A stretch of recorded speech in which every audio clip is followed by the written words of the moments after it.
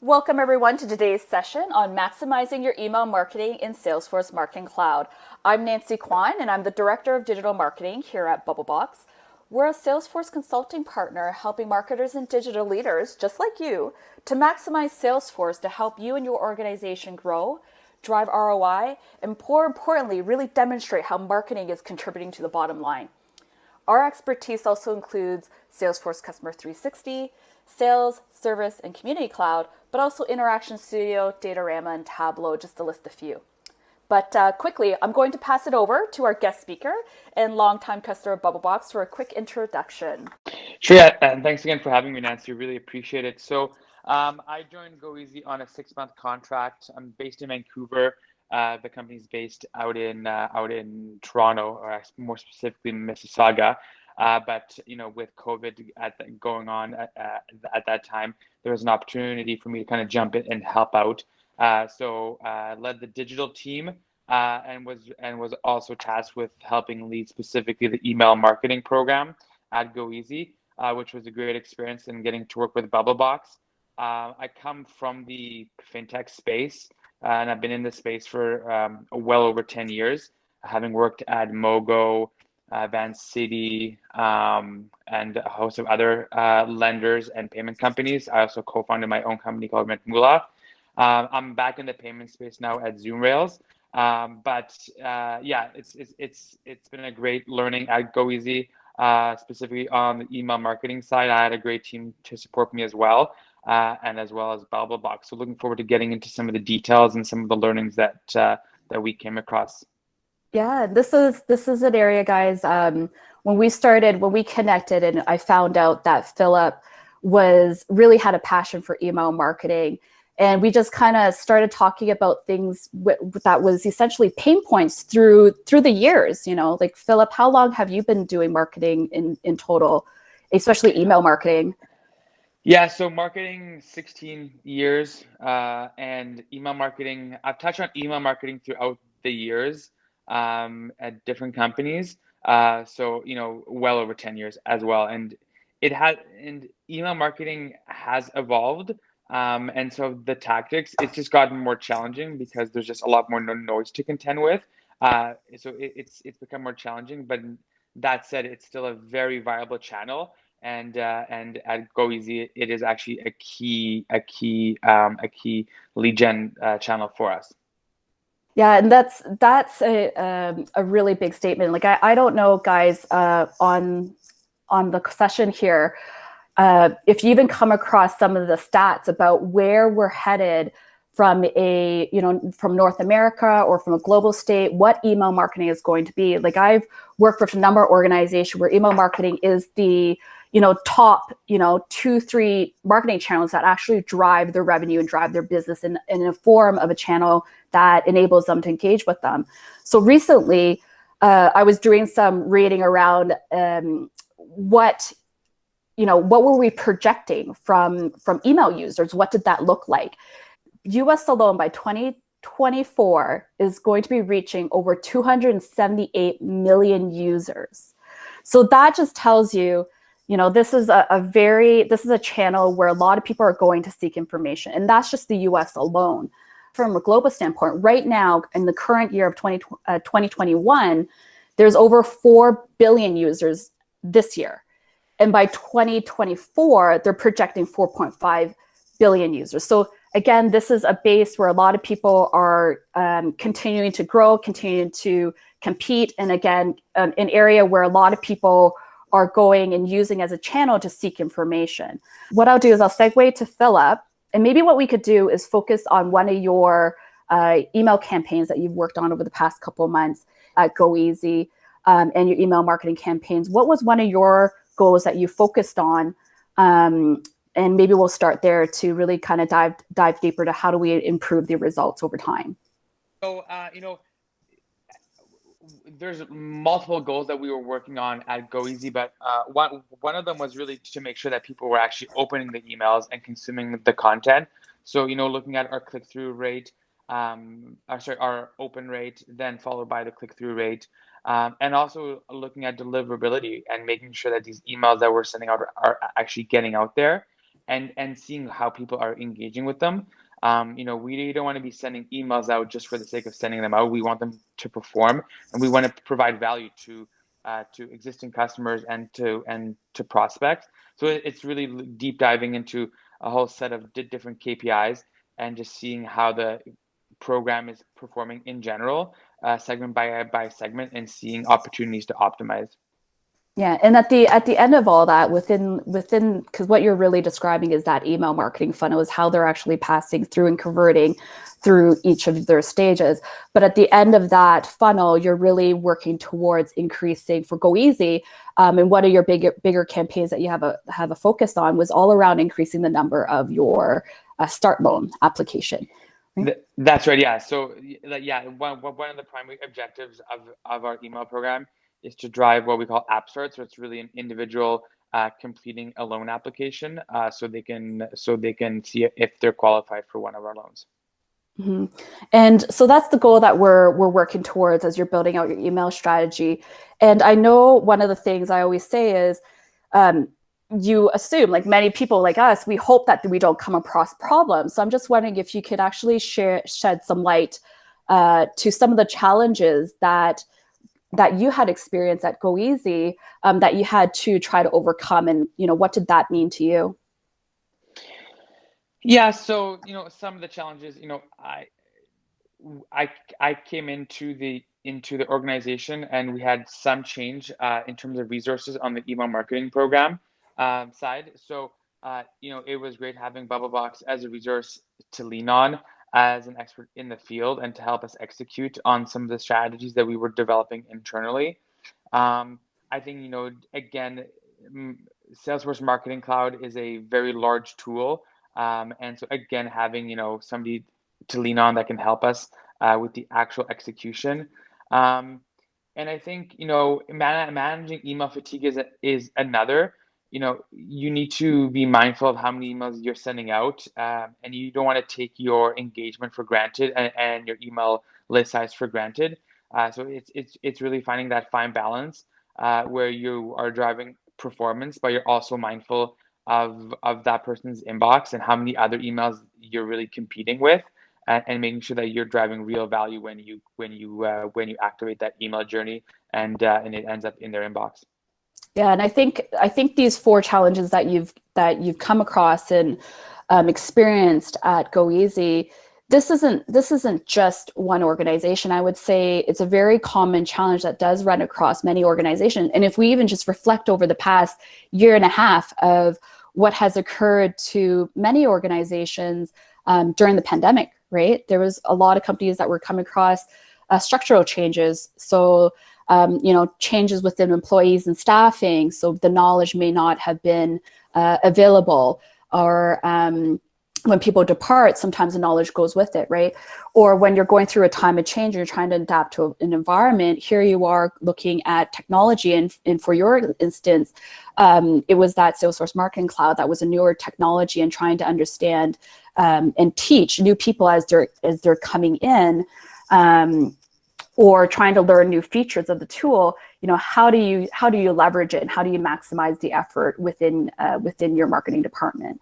And to your point, like the for number 4 around email, like I think the additional one is just making sure, like as everybody went digitally, the amount of communications you're competing for time, you're competing for that attention from your audience, right? So these are, I would say, not just goeasy challenges. I say these are challenges that are common across many companies around the world right now. And one thing I'll quickly add is just managing the expectations internally of what email can do, and also just making people aware that email fatigue is a real concern, and something that you just have to manage. Mm-hmm. And we'll touch on how we could manage that moving into the next slide. So one of the things we've already right now, Philip, you've already touched on the goals at goeasy when you were there, and also the challenges that you had come across. But to make this a little bit more relatable for the people that are currently attending this session, can you tell us your journey and also your team's journey through this experience, and maybe what we could do, because I know goeasy has been doing email marketing strategies for quite some time. Maybe we could just take it back to the beginning of this year, from January. What was your experience and your team's experience that you were going through? Yeah, so we inherited an email program that was performing, but like any program or channel, there's always opportunities. And so we saw some, we prioritized them, and we worked on those. Everything from A/B testing, subject lines, to creative, to email frequency, to send time optimization, even potentially email offers and how we position them. So we were just testing different things, and we were quite systematic in our testing approach, always keeping in mind that we're trying to just better and better the program and just build a strong foundation for the future. So how do you try to keep your team prioritizing to make sure that you're working towards that goal? Yeah, I think it's important to treat email like any other marketing channel and really looking at it through a lens of a funnel, right? So start at the top and work your way down. You could start at the other end, but your biggest impact is going to be at the top, and you're going to see, and those are probably not the easiest results, but they're going to be the clearest, right? So starting with, if somebody's not even opening your email, then what's the point of doing all these tests within the email itself? Sure, that's going to drive some value, but you want to start at the top of the funnel and then work your way down. No, that's a great start. And I think there was one thing I remember when we were having a conversation the other day. Do you want to touch on segments? Yeah, so when it comes to segmentation, we started off when I took over the program with 5 key kind of email segments, and we've now added 2 more for a total of 7, and there's going to be 7 more that are more that are added in the future. But again, segmentation is so important because it really helps create and helps you focus that content and make it as relevant as possible for the audience. Which again helps improve email performance all around.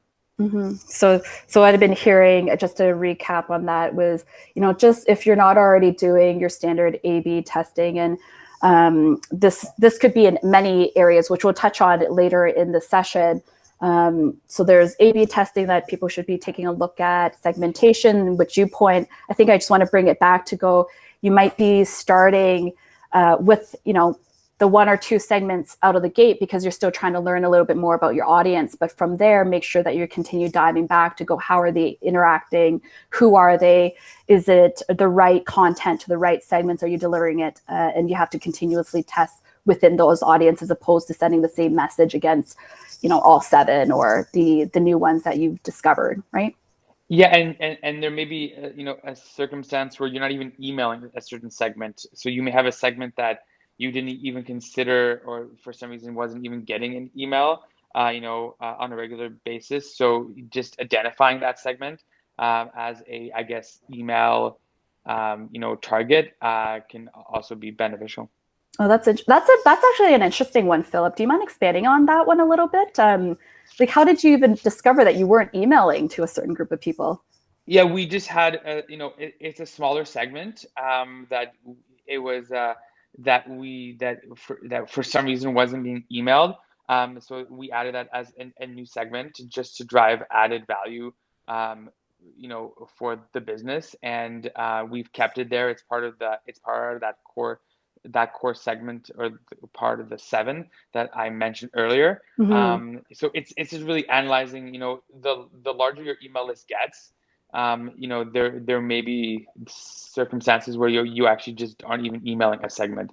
If you have a very small segment, a small email list, that may not be, and maybe even a challenge. But if you're dealing with hundreds of thousands of emails, or emails in a list, that can definitely happen.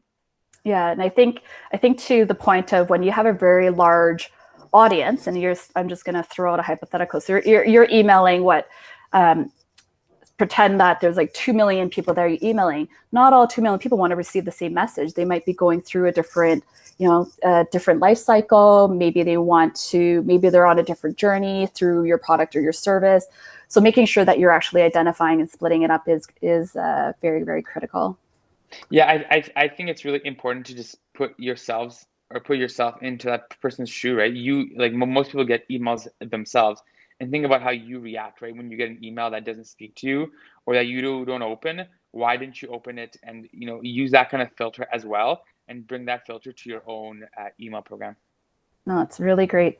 So that was your journey when you first came in. You started looking underneath the hood and went, well, you started identifying these opportunities. And I know afterwards you started implementing them. So do you mind just even talking to, because I think if you saw the screen before, you know, just even the look and feel before we even dive even deeper to it, these were a lot of iterations and testing to getting it to the point of what this email template that we have up on the screen currently looks like today. Do you mind walking the group through to go, what was your thought processes over the coming months? How did you decide on iteration? How do you even know, what to test, when to deploy? Do you mind touching on a couple of those items for the gang? Sure, yeah. So, we decided to take some of our creative from our other channels, specifically Facebook, that we know was doing well, and we actually adapted it for our email creative. So, we thought, if it's working to attract leads in our Facebook channel, let's test and see how it does in our email channel. So that's what you see here in that top banner. And then again, we don't just want to be, trying to sell our service. We want to provide value. Hence why we always try and feature, one of our articles that leads to our kind of financial education site. And, tax season, everything is very timely. So we always try and include some kind of value in the email as well. And then we have our standard referral program. But again, leveraging winning creative from other channels in email can be a great way to kind of narrow down what you want to, or what direction you may want to go in. Yeah, it's very, and I think you also made a very good point that I often see get forgotten, and it was all around the timing of your message and knowing what message to put forth to engage with your users. So you had touched on that tax example, and especially trying to connect to people of what's going on. Like, look at the messaging specifically. So even around this time, I could tell that is that tax season relating to the impact of a person could be going through during in their environment, because it was all around the pandemic, right? So I see you weave in the wording of COVID and CERB, which is very well recognized verbiage in Canada, but to actually connect that, so if people are quickly scrolling, it'll resonate. So great to see that, and also great to see that you were leveraging and testing in other areas and applying the learnings from other channels back into your a channel that was also a driving force to test out to see if you had the same behavior. Yeah, and one other thing I'll quickly add is, this referral graphic, if you actually click on it, it's leveraging Salesforce Marketing Cloud's, I guess, referral interface, where you can add in multiple emails and names to forward the email. So we added that in there as well to make the referral or the forwarding as easy as possible. Mm-hmm. No, that's awesome. And I think the other thing for the marketers, I know a couple of people here aren't marketers, but just talk about the testings of your CTA. Do you mind touching on that, Philip? We really focus our testing of CTAs more within the subject line. We did also test some of our CTAs within the buttons. This email here is more of just, the call to action is to just really call. So if you actually click on that banner, it automatically will prompt that phone number, and you can dial it right off your phone. So it's really, really simple for the user. But we did test a few different CTAs in our other creative, just to see what gets more clicks. And it is sometimes good, if you've been running, the same button, let's say for a year, just, do a test and make sure that that's still the right direction. Because again, you don't want to set it and forget it. So, maybe make a note that, after 6 months or a year, you're going to test an element that was a winner, but maybe over time things change. And so you never assume just because it won, it won a test before that it's still going to continue to do that. So it's always good to test all elements of your email in some way. Mm-hmm. And I want to stress one thing that you just said right there: test an element. And I really want to call that out because I recommend people not do too many tests in one of their variations of their email, because at that point, if you were asked, what was it that really drove the increase of the lift, do you know exactly what it was that caused it, right? So doing one, and this is where it comes back to not being afraid to do iterations of something similar and maybe changing up every week and doing those small tests to determine what is it that's going to bring you that next little incremental lift. But at the right, and then, but to bring it back, one of the things that I really, really want to tie it all back to. So we really talked about, those A/B testing, the subject lines, the CTAs, the learnings from different channels. All of this all comes back to results and making sure that we measure the results. So here you already have your great, your great template that you're deploying out to your audience. But at the end of the day, my thing is, and I think, Philip, we said this when we connected, it was all about like, don't set it and forget it. Like we could just be executing week after week, but if we're not looking at those results, it's not going to be the driving force to get us to our overall company goals, right? Yeah, and an example of that, right? We had a campaign for a promotion where we deployed the campaign and we weren't seeing the open rate that we had expected. It wasn't performing to what to previous campaigns and promotions. So we made an adjustment mid-campaign to the email subject line. We first tested it, and we can get into how we tested it. And that change resulted in our open rate nearly tripling, and us resolving that issue, and actually us setting almost a record for our internal open rate. So again, it just shows if you monitor and you optimize even in real time, you can really push those results.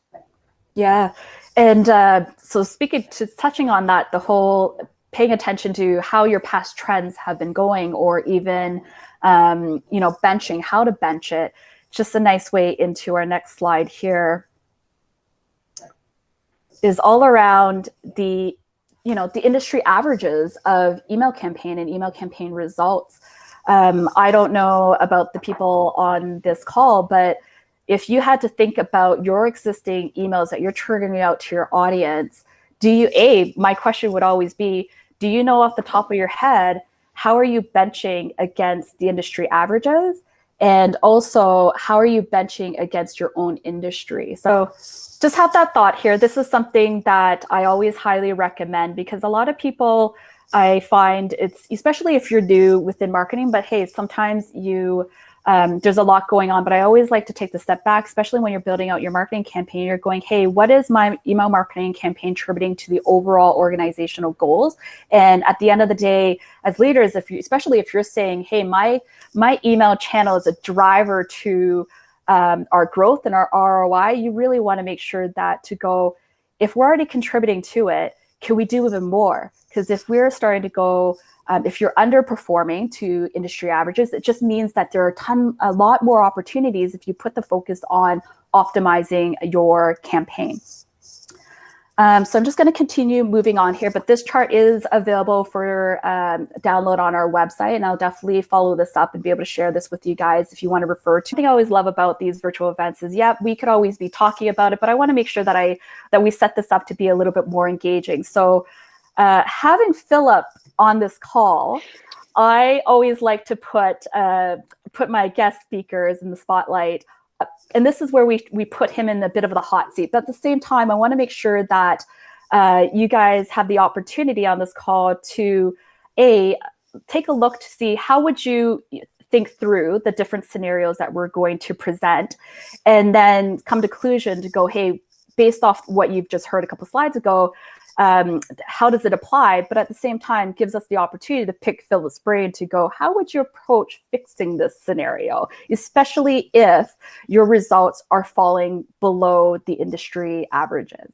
Okay. So I'm just going to toggle through over here. So this is on the left side here, you see me put up the average industry benchmark. What I did is I did notice quite a number of attendees that identified that they were within financial services. So this is what I actually have listed from the previous chart, is where do financial services average email benchmark results lie. And of course, in the middle, this is what Philip was referring to in terms of the email marketing funnel. There is more about this on our website if you want to learn a little bit more in depth of how this applies and impacts your overall marketing and sales funnel. But what I've done here is set up a scenario. Okay, so on the right side, we have an email marketing campaign we've deployed, and the results are showing on the right side. So of course, we see here after an email was deployed, there's about an 98.5 deliverability rate, 5% open rate. We have a 3% click to open rate, 0.08 unsubscribe, and then a 3.2% click-through rate. So I'm just curious for the guys and ladies on the call, if you looked at this, what would you think is the issue here? What would be the problem with this scenario that's actually impacting our ability to drive growth in a company? Sunil, Jeff, no open rate. Will, no open rate. All right. So Philip, why don't you share with us what is the issue with this scenario? Yeah, the group's correct. Yeah, it is the open rate, I think, that has the biggest opportunity for improvement. So, the way that I would address that is there's two things I would do. First of all, you can utilize Salesforce Marketing Cloud's Einstein tool, which is really send time optimization. So ideally, when you're deploying an email, you're not actually sending out the email to everyone at the exact same time. So, I encourage you to do kind of like delivery time windows. Let's say, it's 12 hours, it can be 24 hours. And that really allows the Einstein tool to deliver the email to that individual based on when they open previous emails. And that will increase their likelihood of actually seeing it. Secondly, I would want to test the subject line because the open rate and the subject line are directly correlated. You could do a straight 50-50 like A/B test, but there's actually a great tool within Salesforce Marketing Cloud that allows you to let's say hold back 70% of the email group and just email 30% and email them one of two subject lines. And then once Salesforce Marketing Cloud determines the winner from that 30% group, then it'll deploy the rest of the emails to that 70% group with the winning subject line, which will then naturally increase your open rate. So, and again, if you have like, a promo that ends tomorrow, that may be more challenging to do. But if it's an email that, you can deploy over 12 or over 24 hours, I would definitely encourage you to always consider that. Mm-hmm. And your timing, your point about the timing is right. It's more of like if you have a limited time offer, you want to be mindful of when you're deploying it, how long you want these tests to be holding back. But at the same time, it's also making sure that we're also testing when we're deploying it throughout the day. So depending on your segment or your audience, what resonates. So that's another area to continue testing in as well.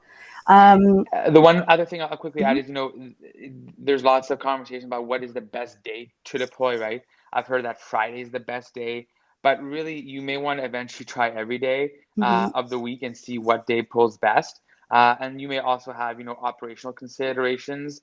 And, if you have a call center, you can't just send an email at night because there's going to be nobody to be on the phones, for example, if you want them to call. So there's a lot of other considerations, but again, never assume, always test. No, that's really a great point, Philip. And what I want to do is just really quickly is show you guys how easy it is to do this within Salesforce Marketing Cloud. So right now, what you see on my screen is Journey Builder, which is a feature of Marketing Cloud. And I'm going to walk you through how easy it is to set up tests and leveraging Journey Builder to do that. If you're wondering what Journey Builder is, consider it to be a tool that enables marketers to customize how you want to interact with your audience. This could be anything based off their journey, their needs, their preferences, and or even based off real-time input from their behaviors and their actions. What I like about Journey Builder is it integrates with Salesforce, Sales Cloud, and also Service Cloud to make your customer's experience seamless and ensure that information from any of the clouds is shared with each other. And that information sharing I find is very critical because it enables different business units to have the most up-to-date view of their customers and the interactions. Yes.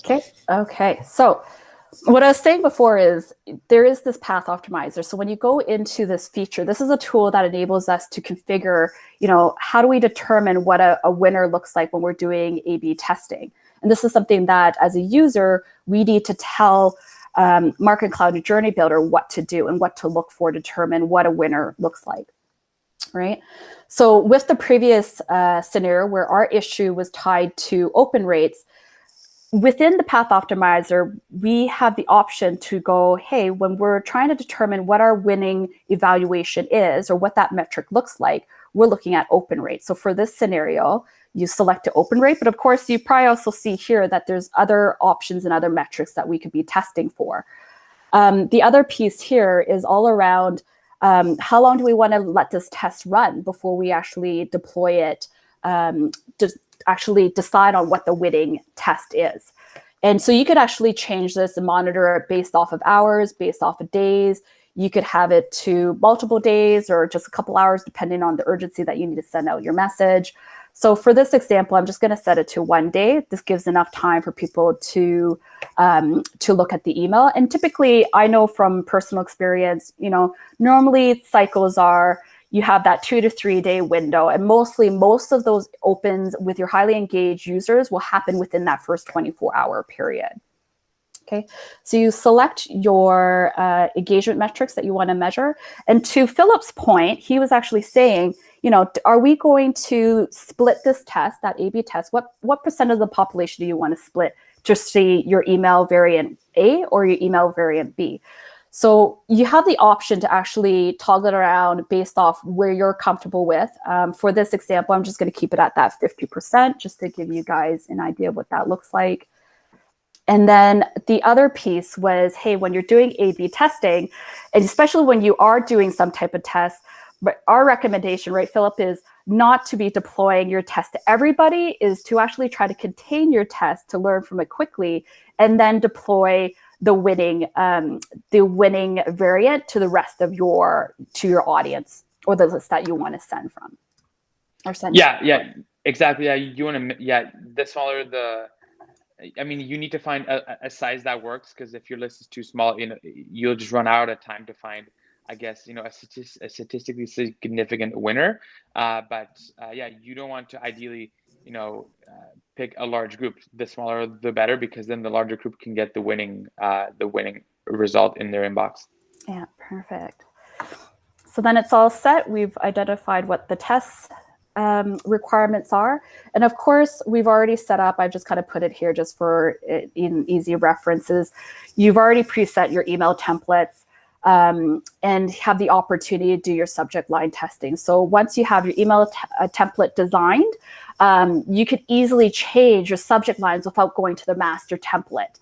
So this is how it's actually done within Marketing Cloud. So you just pretty much select the activity, which is the email. It could be actually anything, but it could be SMS, it could be push notifications, etc. But it's just based off your activity. But for the purpose of this event, we're just doing the testing on the subject lines. And this is just to give you guys a quick overview here once it loads. Just to make it very transparent for you guys here. This is the email template that was pre-built. But instead of, having me or somebody on the team going and physically change the subject line every single time in the master template, you could actually program it within your journey to select different subject lines that you want to test. So here, I actually went into this section and just went, you know what, instead of using the original subject line, I'm going to do a test against it and see how it's done. And how it's actually set up within the journey is you'll see here that there is that time period where at the very beginning when we were setting up the path optimizer or your split A/B testing to go, how long do we wait? In the journey, we've already pre-programmed it to go, hey, you need to wait a day to find out the winning results before you deploy to remaining 80% or whatever percentage that you've preset, deploy the winning email to the rest of your audience, because you know that test was the one that had the highest engagement, as opposed to sending it to the one that wasn't achieving the higher result. And then the rest of the journey here, Philip, one of the things that we've always touched about is being aware of your data and the list that you're engaging with. So I know in conversation we've talked about this, is doing your data cleansing, right? And one of them was all about, if you're seeing bounces, maybe if you want to share, Phil, some of the best practices that you had with managing bounces within Marketing Cloud, and also your email marketing campaigns. Yeah, it's important to keep your email list or your email database healthy, and you want to have quality emails in there. And so there's two things you can do on that front. First of all, if you send an email and you get a hard bounce, you probably don't want to try sending that email again, because if you try to send that email, more than once, you may run into some deliverability issues down the road with specific email service providers. And then secondly, if you're getting a soft bounce and you get, let's say more than two, again, you may want to add that email, or you may not want to email that specific email address after that point. Again, because you're going to risk, deliverability issues and just jeopardizing your, I guess, sending authority and all that. So just being mindful of monitoring the quality of your emails and just putting them to, taking them out of the list when you see that they're not even getting delivered is important, and being proactive is going to save you a lot of headache down the road. Mm-hmm. And it's really important, like for the getting on the call, email deliverability is all about trying to get those emails in the inbox. So if we're impacting the performance of how well, the reputation of your company of sending emails, it'll impact your overall results. So if it's not landing in their inbox, they're not even getting enter into this funnel at all, which again impacts your ability to hit your goals. So if you're somebody, maybe I know there's a couple people on here that's not marketers, go up to your marketing person and go, hey, when was the last time you checked your email performance and what's our deliverability rate? And just start the conversation, because maybe there is opportunity there. And again, for the purpose of this session, we're not really focusing around that. So if you guys want to learn a little bit more, we do have stuff on the Bubblebox.cloud website that talks more about it.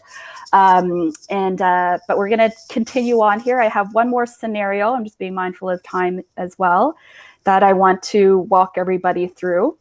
It's going to pop that back up on the screen here. So this is another scenario here. And if you guys take a look at the results for scenario 2, what do you guys think is the issue within this email campaign that was recently deployed? So, Philip, I'm just kind of curious, like if you looked at this, what do you see as the issue within this campaign? I think with this one, it would be the click-through rate, correct? You got it. So if Yeah. you had to fix that, what would be a couple of approaches or thought process in terms of trying to tackle that? Yeah, so now, in the previous scenario, we addressed open rate. Now the person's in the email, so how are they consuming it and what do you want them to do? So most likely you do want them to click and take an action. So really, how many call to actions do you have? Do you have too many? Do you have too little? Have you optimized your design for mobile? Because it's good to know where your audience is actually opening the email. Most likely these days it's going to be on a mobile device, but it may not be. So it's worth looking at that. Again, creative, seeing if that makes sense. And then also, the offer, you may not be sending something, you may have everything following all the best practices, but if you don't have a compelling offer, then none of that really matters. So having an offer that is, driving true value to that potential customer is just as important. So, design and content are equally important. So I would address both of those. And again, you can do A/B tests within the email to see. But again, an offer, you may want to test two offers if you have the ability to run two offers at the same time. Maybe one's going to do better than the other. So again, test and try and get that click-through rate up to over 2%. Mm-hmm. And I think just to add to that, and this actually applies for the previous scenario as well, from trying to increase your open rates or try to increase your click-through rates, it's really, really important to make sure that you give your subscribers a choice. So a lot of the times you might come across scenarios or organizations that might have an email or e-communication preference center. Some places call it like a subscription center, many, many names for it, but essentially just view it as an area, a portal where people and subscribers could actually go and manage the type of content that they want to receive. Because sometimes what could be happening is, especially if you're not segmented, and this is probably, Philip, reasons why you have multiple segments now as well, but it's making sure that you're providing the content to the right segment who want to learn about a certain topic. So of course, if you're deploying content that's not what a certain segment wants to read, of course, that's going to bring down your open rates and your click-through rates. And at that point, you think, hey, we have a very disengaged audience. But my question would be, is it? Or is it that we just delivered the wrong content to the wrong group of people? Yeah, relevant content is vital. Hence, yeah, everything you just mentioned is definitely the right way to go. Yeah, and I think Jeff had made a comment here earlier on. It was just more of like thoughts about spam. And I know there was a person that also had requested the question about like how often is sending an email acceptable to reach out and not be seen as harassing or spammy. Yeah, the way I would answer that is, look, it's important to set expectations out front when somebody is subscribing to an email, and if they're not, if it's not a direct opt-in, again, monitoring open rates, unsubscribe rates, and looking at how people are reacting to the emails that you're sending out. And again, if your unsubscribe rate is above average, then you may be sending too many. If your open rate is not high, and you keep testing, maybe people just don't want to hear from you. So, it's okay, to start low and, add one and see what that does to the overall performance of your other emails. So, start with one email, a week, let's say, or every 2 weeks. Again, there's so many factors to keep in mind. But again, you need to provide value and relevance. Otherwise, otherwise I wouldn't suggest sending an email until you can actually do that for the user. Mm-hmm. And I think the relevance is key. So part of, and I'm just going to add to this, like some people will just go, okay, well, preference center is preference center. You're identifying who's opting in, you're being compliant to the regulations to your region. But I think that's also a great area where you can engage your users. So when they are perhaps looking to opt out, you could continue to learn from that. So always within your preference center, as people are opting out, ask that question to go, why? Is it that you're not giving them the relevant content? Are they looking for something else? And give them that option. Constantly reach out. Don't be shy to reach out to make sure that you are providing the content, generating the content that they're actually seeking to guide them on and fulfill their overall needs. Yeah. Okay. So in terms of what I'm just going to do really quickly here is just kind of show you guys in terms of the setup to do A/B testing within your content. It's very similar to what I had shown you before. Again, it's going through the path optimizer within Journey Builder or Marketing Cloud. And this is where the only difference that I've changed up in this walkthrough is instead of selecting open rate as my engagement metrics, I'm selecting click rates here. Everything else, I'm pretty much setting up the same. I'm setting up the different, what percentage that I want to deploy to each of the email testings that I have. And then going on to, so right now I'm setting up the 50%. And then after that, moving on to, what is the holdback of the testing? So again, to Philip's point earlier, I don't want to deploy my test to everybody. So I'm going to hold back that, in this scenario, that 80% of the people that I want to do the send to. So I'm only triggering this test out to about 20% of my population address.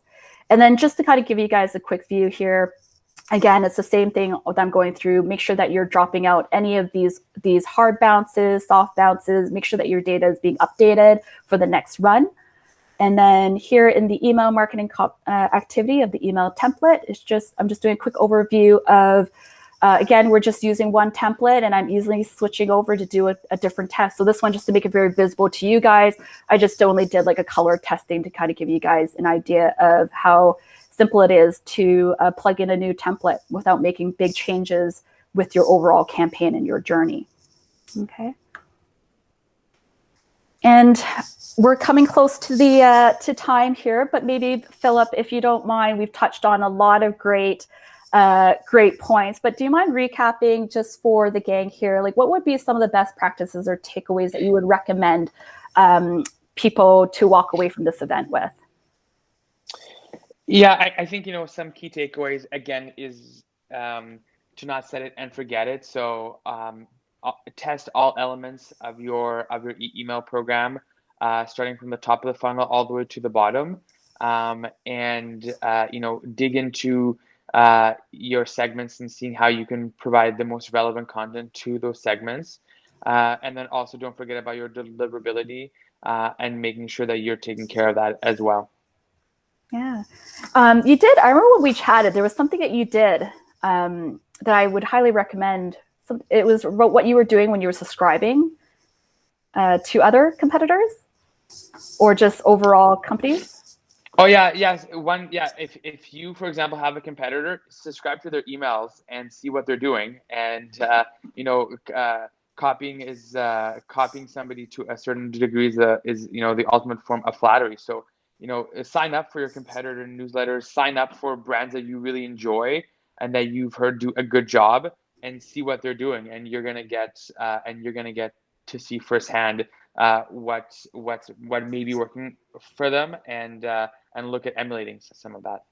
Yeah, and that's from everything. I wouldn't even just contain subscribing just to emails just for the marketing content. I would actually, especially as marketers, pay attention to their overall email campaigns, from onboarding a new or acquiring a new prospect or a new customer to onboarding them. What does that look like, and how are they re-engaging, right? So I totally agree with you on that. And I think you had also mentioned, I think it's really important to just put ourselves in their shoes to go, how are they, what are they experiencing? You touched on this earlier. It's like, what are they experiencing? What are they going through? How could they actually because right now every company is reaching out to probably our same audience and going, hey, we want your eyes on this email and your time. So when you're doing your testing with your subject lines or even your content, just be made aware of, like, we're competing. So put yourself in their shoes, and this could even come down to that. Are we putting the right content out to them? What are they focused on? So in the earlier example that Philip, you had walked through, it was, we were pushing content that was tied to tax season. Of course, that was top of mind for many of the audience within goeasy. And then we also, I would say, the other takeaways just to add to it is, again, focused on that email deliverability. So how many of your emails that you're actually sending out are actually hitting people's inbox? And because we're spending so much time growing our preference centers or growing our subscription centers, we want to make sure that as we're gathering and growing our subscriber list, that we're actually able to communicate to them. And my last tip, I would say, just for everybody listening here, is some people I've gotten asked this. I don't know, Philip, if you've gotten asked this a couple times, but a lot of it was all around, like, well, how do I know what content I need to put in, or what's that subject line testing? Like, what's those couple of keywords that I need to put in there to get people to open up, right? I always say, hey, Google is your best friend. Go into Google, type in your questions, see how often are those questions being populated, and or see how other people are actually writing those questions, because the way that that's actually written is probably, will most likely could be a test that you go back to your audience to go, hey, it actually, we call it as marketers, we say, some marketing lingo, but it might not hit with some of our audience. So what's the normal language that people are using? So definitely go to Google, do a little bit of Googling to see what people are looking up, and use those keywords within your subject line, and even producing the content that your audience may be looking for. Yeah, and absolutely. And then just to recap it all, at the end of the day, when you go through all these tests, and it's just going back to Philip, you had your original challenges of trying to hit those goals. You had 4 challenges overall. You had issues with, new technology, knowledge skill gaps, and then again, email fatigue. So I think since the time that you've joined on to now, where would you say you are with email campaigns and your team? Yeah, I think, to end things off, we're definitely continuing to build a strong foundation, and we continue to optimize the program. And, email for us continues to be probably our second or third largest driver of leads. It continues to do strong, and we continue to put the time, effort, and investment into the program to see the results that we are. That's awesome.